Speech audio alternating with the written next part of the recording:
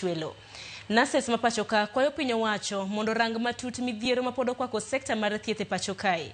Moting'o nok mag jochiw thieth, kete tim chike manyien mago mag thieth, okumba manyien mar thieth SHA, kaachiel gi rango malong'o lwasi mag tijegi. Kada giloso e romo margi mar 67 mar higa ka higa e boma ma Kisumo. Riwruog Nurses e pacho ka, mano National Nurses Association of Kenya, kokalo kuom jotendegi dwaro mondo bed ka inywandogi e choko paro kod keto e tim lokruoge e sekta mar thieth e pacho kae. Millicent Adhiambo nigi ler mathoth. Romo mar 67 maiga ka higa mar riwruog Nurses pacho ka, National Nurses Association of Kenya, mane okelo kanyakla nurses giwegi, jotim nonro, kaachiel gi jokanyo e sekta mar thieth manowuok e tong' pacho ka mangima, dwaro mar somo rieko ewi bero chenro mag thieth, chuogo chike manyien, bero okumba manyien mar thieth mar SHA e kind mamoko kaka yor keto lai makare ne chenro mag thieth e kinde mabiro. We are not just health providers. We are innovators and we are leaders. And we need to work together with other cadres and the government to make sure that we deliver on the transformation that we need so that our people, our citizens and our communities can benefit from the health and health services that we provide. Nurses gone otielo ni lemo magimako marito jotuo e ute thieth pacho ka duong', koro gidwaro mondo bedi ka inywandogi e chenro mag keto chike kod timo lokruoge e sekta mar thieth kaka yor bero chenro mag thieth pacho ka. What we are asking the government, nurses need to be on the table in reviewing and when developing of health policies.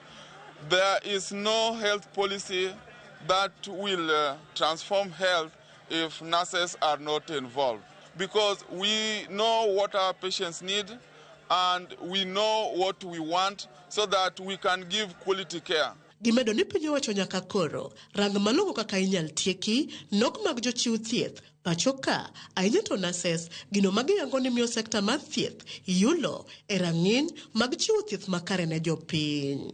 Nurses ok nyal tiyo tich mang'eny to gitin, jotuo ng'eny to watin. Ere gimomiyo sirikal ok nyal ndiko jothieth? En sa monego josirikal owuog oko mondo ndik jothieth. Ok ni jothieth onge, jothieth nitie, to sirikal ok dwar ndiko jothieth. Nang'o?